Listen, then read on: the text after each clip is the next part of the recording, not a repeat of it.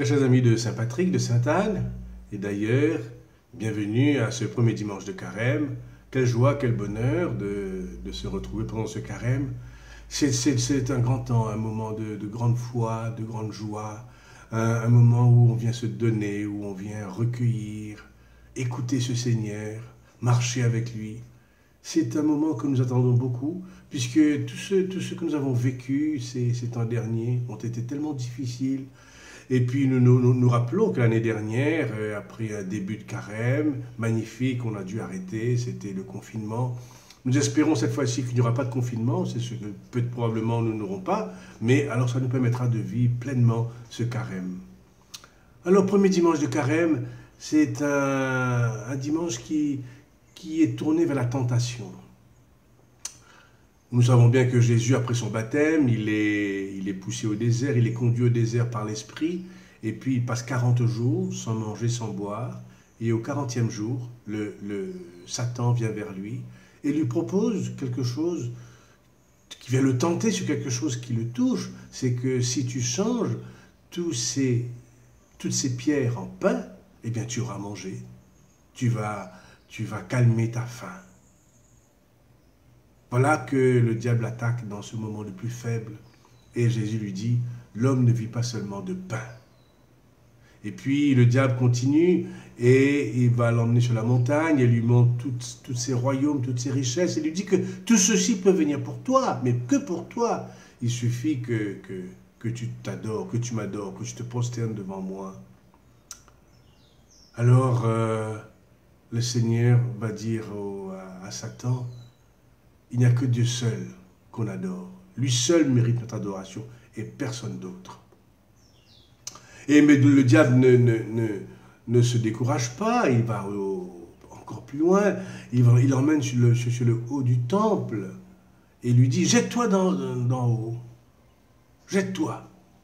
Et si tu te jettes, il donnera l'ordre à tes anges de te retenir, de t'attraper pour que ton pied ne heurte les pierres. Alors le Seigneur lui dira, tu ne mettras pas le Seigneur à l'épreuve. Voilà les trois tentations. En fait, c'est sur quoi reposent ces tentations? Sur une vie facile. Je te donne une vie facile. Je te donne quelque chose que tu n'auras pas des questions à te poser. Tout te viendra facilement. Car en fait, on peut se demander, mais pourquoi Jésus a accepté d'aller au désert pendant 40 jours? Pourquoi a-t-il accepté de mourir alors qu'il aurait pu tout faire facilement? C'est ce que le diable lui propose. Mais non, mais c'est du temps perdu. Tu auras tout le monde avec toi dès aujourd'hui si tu changes toutes ces pierres en pain. Tout le monde viendra. Quelle facilité je te propose. Mais en fait, notre vie n'est pas facile. Notre vie, elle est faite de jour après jour. Elle est faite de construction, de combat.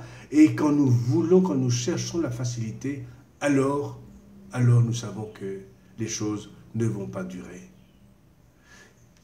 Vendredi dernier, j'ai eu l'occasion de parler de ce texte avec les femmes. C'était le sermon avec les femmes. Et là, je leur ai dit, mais quelle est la facilité pour la femme, pour le couple dans la famille? Souvent le mari va dire à la femme, ben, tu fais ça, tu fais ça, tu fais ça. Alors la femme nettoie la maison, fait le ménage, et elle cuisine, elle va au marché, elle fait tout elle-même, elle fait tout. Elle change le fil qui est en train de pendre, elle met la télévision enfin, elle fait tout. Et finalement, ça facilite la vie de tout le monde. Mais ce qui paraît facile, finalement, devient très très lourd pour elle. Elle est découragée, elle se dit que tout repose sur elle et elle ne se sent pas reconnue comme femme dans ce qu'elle est. Chercher la facilité, ça marche pour un moment.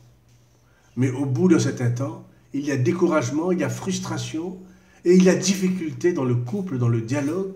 Et c'est ce qui se passe souvent. Alors, le Seigneur nous dit, non, ce n'est pas la facilité qui nous fait aller loin. Parce que la vie, elle n'est pas facile. Alors, il nous faut marcher avec le Seigneur. Marcher, prendre les descentes, prendre les montées, prendre les chemins coupés, prendre ce qui est à côté. Continue. Et c'est comme ça que nous avançons. Pourquoi le Seigneur n'a pas choisi la facilité? Parce que la vie n'est pas facile. Et la facilité n'est qu'un mensonge. Une vie facile, ce n'est qu'un mensonge, parce que cela ne réussit pas tellement. Alors que ce carême soit pour nous, non pas vivre dans la facilité, chercher la facilité, mais chercher à marcher avec le Seigneur sur cette route, avec ce que nous sommes, où nous sommes, et sur cette route que nous grandissons, que nous devenons pleinement humains.